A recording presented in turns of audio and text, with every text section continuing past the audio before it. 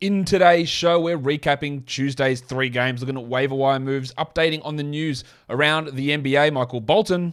Thanks, Josh. It's Michael Bolton here, and it's time for another episode of the Locked On Fantasy Basketball Podcast. Let's get to it. Let's get to it, indeed.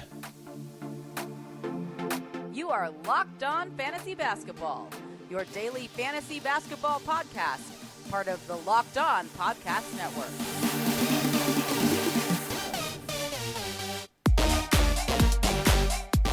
Hello and welcome to the Locked On Fantasy Basketball Podcast, brought to you by Basketball Monster. My name is Josh Lloyd and I am the lead fantasy analyst at basketballmonster.com, and you can find me on Twitter as always at redrock_bball, on TikTok at redrock_bball, on Instagram at Locked On Fantasy Basketball, and Substack joshloyd48.substack.com.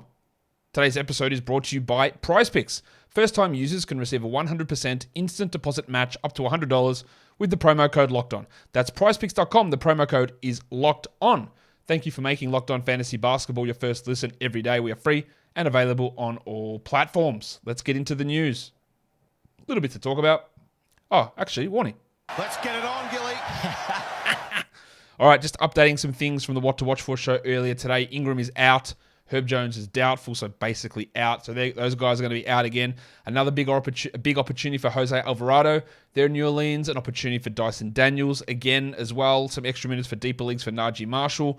More usage for Zion Williamson. And, of course, a huge minute load for Kenneth Murphy III. So that's what that is. John Isaac. I'll say his name now. We've got a legitimate update on him. And he's being assigned to the G League. Does this mean his return to the NBA is coming soon? I guess it means it's coming sooner, but I don't know that it's going to be happening any point in the next week or two. I'd expect at least a few weeks for him down in the G League. And the question's always going to be, is he worth grabbing? I think there's two ways of answering that. Do I think in the end it's going to be worth it? No, I don't. I don't think he's going to be able to play 25 minutes. I don't think he's going to play in enough games. I don't think he's going to be the same level of player that he was before he took 2.5 years off for an ACL injury. I don't think any of those things will happen. There is always I'm not ruling it out. There's always a possibility that it happens, but I don't think it will. But that's also a different question versus should I add him, or should I try it, or should I stash him? Because that's very individual dependent.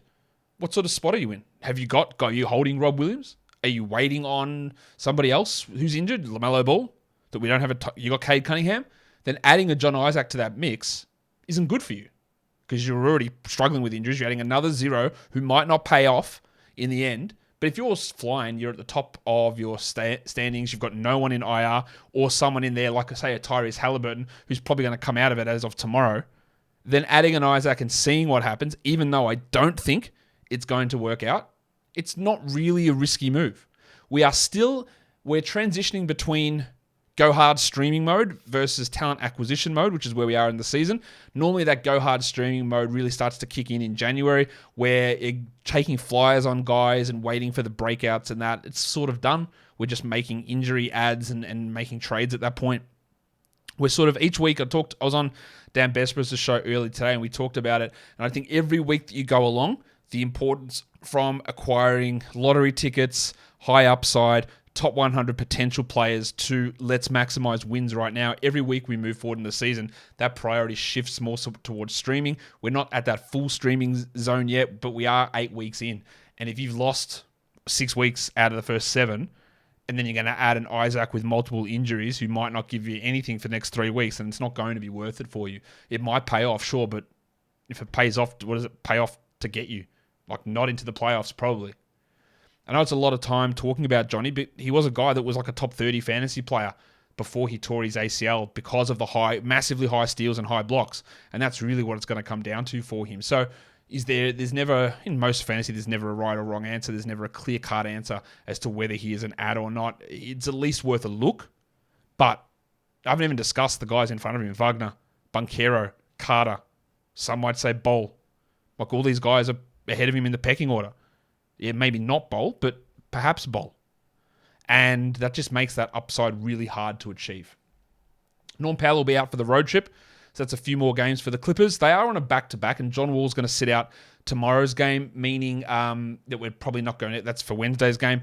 That means that Thursday, we're not going to have Kawhi play. No report as to whether Paul George will play on that Thursday, but I think there's a risk that he sits that one out. So just be aware of that with the Clippers this week. And the Warriors are resting a bunch of their guys. Wiggins is out again, but he's going to be joined by Steph, by Draymond as well, as they are just still counting the toll of playing so many minutes for so many of their guys. You could see that last game, Steph sort of wearing down. The shots weren't falling. Clay is going to play because he's already been resting games, but Wiggins, Curry, and Draymond are all going to be out for the Golden State Warriors for their game on Wednesday against the Utah Jazz, because then they're back on Saturday, so that's just a really long extended rest for those guys, and they're back again on Saturday at home against the Boston Celtics. Let's look at the most added players in fantasy over the last 24 hours. Number one is Andrew Nembhard, up 23%. We've been on that one for a little bit of time, a few days there. You add him. Don't drop straight away when you hear Halliburton's ready, because he put up okay numbers with Halliburton there. So we'll see how that goes. Dennis Schroeder's up 18%. I'm going to give people the benefit of the doubt and suggest that it was just for the streaming value of the Tuesday, Wednesday back-to-back, and more importantly, the low-volume Tuesday. He's not a long-term 12-team league guy. Jose Alvarado's up 18%. There's a little bit of chasing with that because he's not going to do what he did last game. But with Jones and Ingram out again, he still can be useful enough. Adrian Griffin Jr. up 16%. I like that ad. Dan Gafford up 11%. Don't know what's going to happen with him, but it's been very interesting to see the difference and change in approach from Wes Unseld to play him and Porzingis together. So I like it. Lonnie Walker up 9%. Again, fingers crossed that's for the back-to-back. He stunk again today. Sadiq Bey up 8%. Maybe that's a back-to-back. But in the last two games, the Pistons have played their bench a lot more, and Bey has taken advantage of that. And Joe Harris up 7%. That's a nice streamer with Ben Simmons out. Simmons should be back Friday. I don't expect Harris is going to maintain value when Benny does return. Your most dropped players in fantasy over the last 24 hours. Number one is Lil Jon Concha. Okay. Down 14%. Both him and Ja are off the injury report, so they'll be back on Wednesday. Concha he probably is worth having, but I wouldn't necessarily prioritize it if he was dropped. He's fine, but I wouldn't prioritize it. TJ McConnell down 13. Yep, he shouldn't be rostered. Pokusevski down 13. You know what's going to happen. He's going to play 28 minutes on Wednesday. He's going to go out there and get 15 and 8 with 2 blocks, 2 threes, and 4 assists and 2 steals, and just look ridiculously good. That's just what he's done nearly all season. But it's been like a 3-game little stretch here of some real struggles for Poku. So, yeah, he's a tough one.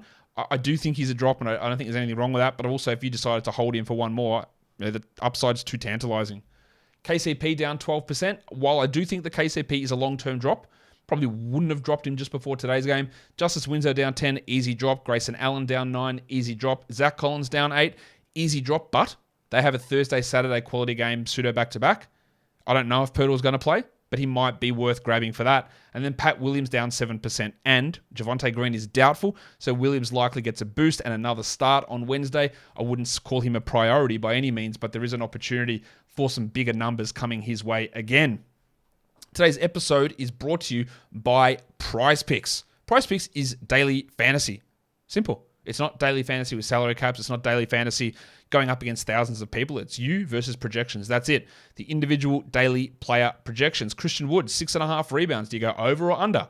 Well, put that in your lineup and figure it out. Nikola Jokic, 25.5 points. Do you go over or under? Figure it out. Put it in your lineup. You can do up to 6 of those individual player projections in one lineup, between 2 to 6, and you can win up to 25 times your entry fee back. It's fast. It's easy.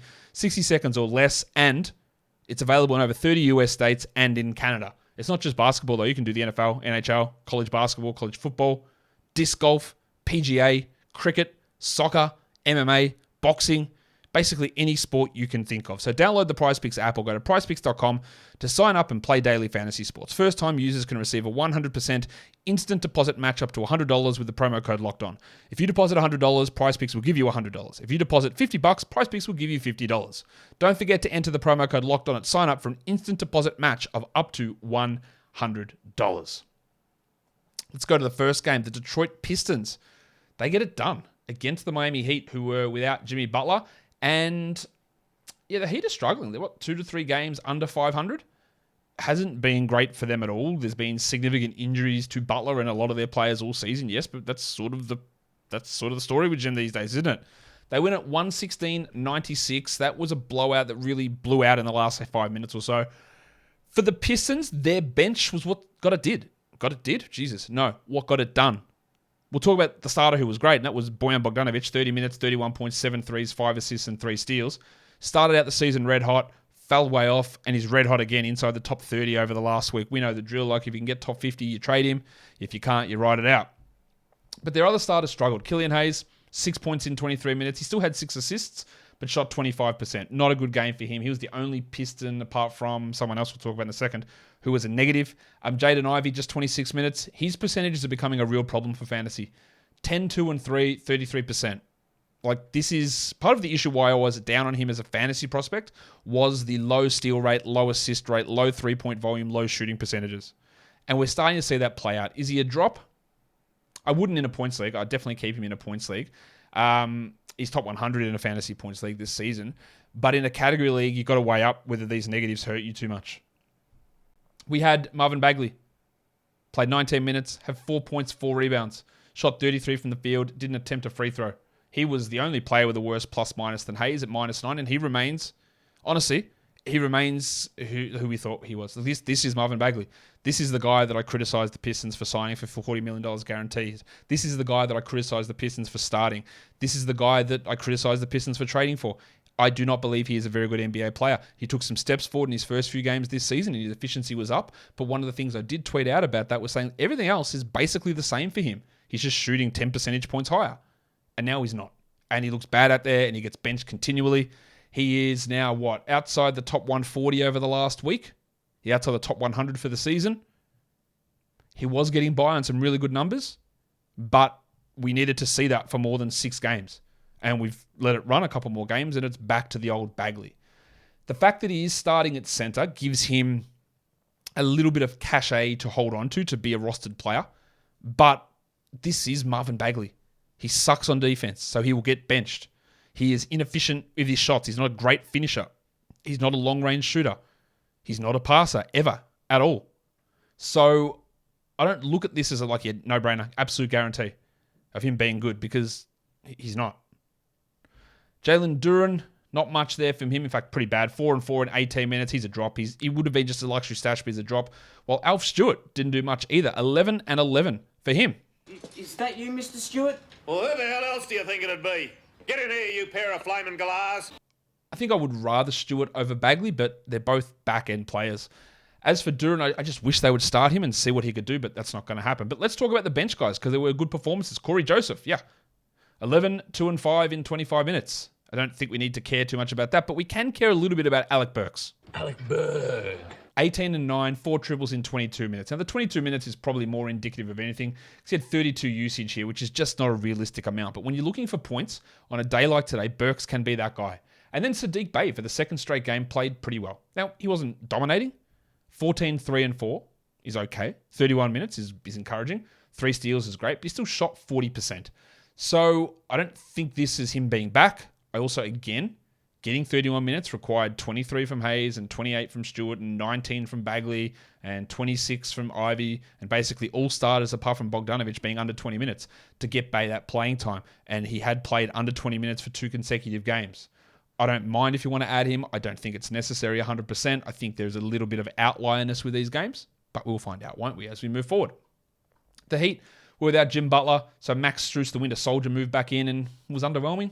11 points in 30 minutes, 3 threes, 2 assists and a block, but we know that we've got the Heat guys on our roster because of their 4 quality game week. Now, 2 of those are done, but they play Thursday and Saturday. And after that, I reckon Strus can go. And the same probably goes for Caleb Martin, who had 3 and 3 on 14% shooting. He had been playing a little bit better than this, or much better than this, but I don't think he's a long-term solution for you. Hero was great, 34, 3 and 6, while Kyle Lowry only had the 8 points. Double cheeked up on a Thursday afternoon. On 17%, but 6 rebounds, 6 assists, and 5 steals. Adebayo, not a surprise to see his usage rise with Butler out. 21 and 15 on 32 usage. Bad from the line, and we see him sort of shrink away when Jimmy Butler plays. It's a pretty common thing. Haywood Highsmith played a lot. That's interesting. 28 minutes, but missed every shot. He had been an okay source of defense, and of course he contributed to 0 defensive stats here, which is an L. He's a deeper league stream guy at the moment, while we got the return of Victor Oladipo. He's going to be on a minutes restriction for a while. He scored 7 of his 9 points in the final term, but 19 minutes, 9 points, 33%. Much like with Jonathan Isaac, You have to ask yourself, are you in a position to deal with what's likely to be not a useful player for a long time, if at all? And I don't really see Oladipo being able to crack in ahead of Hero, Lowry, or Butler. Now, maybe he jumps ahead of Strus. Maybe he gets minutes ahead of Martin, but they play sort of different positions. So I wouldn't look at Vic. I'm sure when we look at waiver ads tomorrow, he'll be one of those guys who gets added a lot because people know the name. But I am really very far from being convinced that he is an absolute no-brainer 12-team league ad. 16 teams, sure. Maybe 14 teams, I could see it. But I don't really think it's going to happen outside of a few isolated games in a 12-team format. Today's episode is also brought to you by BetOnline. BetOnline.net is your number one source for sports betting info, stats, news, and analysis. Get the latest odds and trends for every professional and amateur league out there. Football, basketball, soccer, the World Cup, esports, it's all at BetOnline.net. They're always the fastest and easiest way to get your betting fix. So if you want to go look at the NFL for next week, we've got the Chargers hosting the Dolphins, SoFi Stadium, but they're 3-point underdogs. Is Justin Herbert going to lose another game to a better quarterback in Tua Tagovailoa? We'll see. You can check those odds all over at betonline.net, the fastest and easiest way to get your betting fix. Head to the website today and use your mobile device to learn more. BetOnline is where the game starts. Thank you.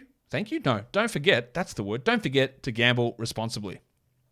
Let's go to the second game. And again, disappointment. We had a nice game on tap here. Cavs-Lakers. Cavs win at 116-102. Anthony Davis leaves after 8 minutes because he was sick. He had a fever before the game. Tried to play and had 1 point in 8 minutes. They play again tomorrow, so you'd have to consider his status is a little bit in doubt for that one. And that means that maybe there's stream value in the tank Tom Bryant. 19-9 in 28 minutes for Tom Bryant. But let's get this clear. Tom Bryant is a guy that just won't play most nights. Now, someone asked me today, hey, is it a luxury stash to have Tom Bryant in case Anthony Davis gets injured? And yes, but really heavy influence on the luxury. Because unlike a luxury stash of, say, a Tari Eason or even a Jalen Williams, where they're producing, say, 14-team league value, but if you hold in a 12-team, there is upside to get better, but they're still giving you something. Bryant might give you zeros for a long time. That's the ultimate luxury. And then if Davis does get hurt, which we hope doesn't, I don't really like doing that, holding, waiting for an injury. But then he would have great value. But it is something you could consider, especially even for tomorrow if Davis sits. LeBron had 21 and 17. It's sort of a wild stat today that LeBron has never had a 20 rebound or 20 assist game. I think he had 15 rebounds at halftime in this one. Westbrook was not great, but good on the percentages, 46 and 80, but 16, 3 and 3. And then Dennis Schroeder, 16 points, 1 rebound, 0 assists. He got a little bit more usage with Davis out, but I honestly do not see Dennis Schroeder as being a 12-team league player. I don't see it with Lonnie Walker. Hello. 7 points in 25 minutes for Lonnie. 0 threes, 3 assists, 30% shooting. He's a scorer who was getting by on numbers who was significantly higher than anything he'd done in his career. It's starting to fall off. He's losing minutes and touches with Schroeder around. And hold him because you got the back-to-back for Wednesday. I do think that he is going to be a 12-team droppable player. Austin Reeves had 8 points in 26. He's not a long-term hold either, unfortunately, while Beverly had 5 points and Troy Brown had 5. For the Cavs, Jarrett Allen returned, played 38 minutes, and he was amazing. 24 and 11, 3 steals and a block. It did help him that Davis wasn't there, but that's great. But the problem now is Allen back, Mobley dropped off. Mobley had been playing really well, but this was not good. He was, I think, top 30 over the last week before this game. Ended with 7 and 12 with a steal and a block. Took only 6 shots and played only 30 minutes. Now, he was in foul trouble, so let's grant him that, but he still got to 30 minutes. Garland had 21 and 11. Well, Don Mitchell was great. 43 points for the Don. He's Don. He's good. 4 triples, 6 rebounds, 5 assists, and 4 steals and shot 63%. Whenever he has these games, I'd always try to trade for a top 15 player if that's possible at all. LeVert stunk. 7 points for Dracarys. 4 assists in 23 minutes. Really no justification for him to be a 12-team league guy as we move forward. Well, Lamar Stevens had 2 and 7, and the Discman had 6 on 10 shots. Chetty Osman in those 23 minutes. Kevin Love went to the locker room. We don't know why. He never returned. He played 9 minutes. He's a streamer for their low-volume days, but he is not, in my opinion, again, a long-term 12-team league option. There's just so limited upside in what Kevin Love does that you stream him on volume days like this. It bit you in the ass today pretty clearly, but you stream him on these days and then you move on and grab someone else to stream for other days. That's how I view Kevin Love. Let's go to the last game of the day, the Mavericks and the Nuggets. The Mavericks survive a comeback by the Nuggets to win it 116-115. Luka, 37 minutes, 22, 10, and 12. He was good at his free throws, 8 and 9. Unfortunately, he shot just 29% from the field. He remains the number one player for fantasy points leagues this season, and dropping a little bit in category. Still a top 10 guy, probably top 5, if you're dealing with the right punts and things like that. Timmy Hardaway is absolutely on fire. Now, this is a must-add player, but also a huge sell-high player. It's probably not going to happen, so you just enjoy what you're getting out of him. But if you could, like the run he is on, he's a top 50 player over the last week. It's just not going to stick. 29, 6 triples, 3 steals, but more importantly, 58% shooting and 12 free throw attempts. He was also 9 of 10 from the line until missing too late. Like that sort of level of usage and free throw attempts and shooting is just not a combination you're going to get all the time from Hardaway. Should he be rostered in a 12-team league? Yeah. But usually he's an inefficient points and threes option, and that's it. You're also boosted here by the steals. So, yes, we roster him everywhere. We understand there's going to be a drop-off. If someone believes in him long-term, unlikely, but if they do, you're very receptive to that deal. Otherwise, you just enjoy it, and then maybe you drop later on, or maybe you don't. With Hardaway elevating, Dinwiddie is struggling a little bit. 13, 2, and 7, and he's really showing some of the limitations in his overall fantasy game. A putrid rebounder, a low steals and threes guy. He did hit 6 of his free throws here, but he is now back outside the top 120 over the last week, and he's, after a really hot start, starting to push back towards that 100 to 130 sort of a zone. The Crucifix played 27 minutes. Christian Wood, solid. Like nothing great, but solid. 15 and 6, 2 steals, a block, great shooting. It's solid. Still not pushing to big minutes, but we hope for a little bit more. Thought Maxi Kleber was nice with 9 points and a block, and Powell had 8 and 7 with a steal and a block, but there's not really much else there, apart from Josh Green, who was great last time we saw them yesterday, and then had 2 points on 17 minutes. Like, he's a streamer for steals, but that level of efficiency and even those minutes are probably a little bit not likely to continue much. Still no Kemba.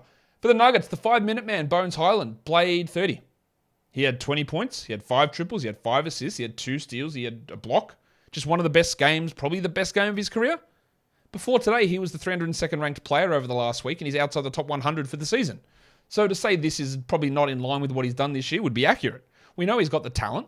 We know he's got the high usage, but he's been inconsistent, and he was played behind Ish Smith last game. Now, I've been critical of Dr. Michael Malone a lot, and I thought playing Ish Smith and playing Davon Reed were incorrect decisions. And he'd been doing it for a little bit of time, but he made the call. Bones came back in over Ish, and Christian Brown played over Davon Reed. Brown actually played towards the end of the game as a defensive wing stopper. 5 points in 16 minutes. He's not a fantasy option, Brownie, but it's good to see him back in that rotation. Speaking of Brownie, Bruce, the Shark. Baby Shark. It was a bit of a quiet game for Bruce until he hit a couple of massive shots late. 12 points, 6 rebounds, 5 assists, 1 steal, 1 block, 2 triples. He's a must-roster player until further notice. Look, until Porter comes back and then we reassess.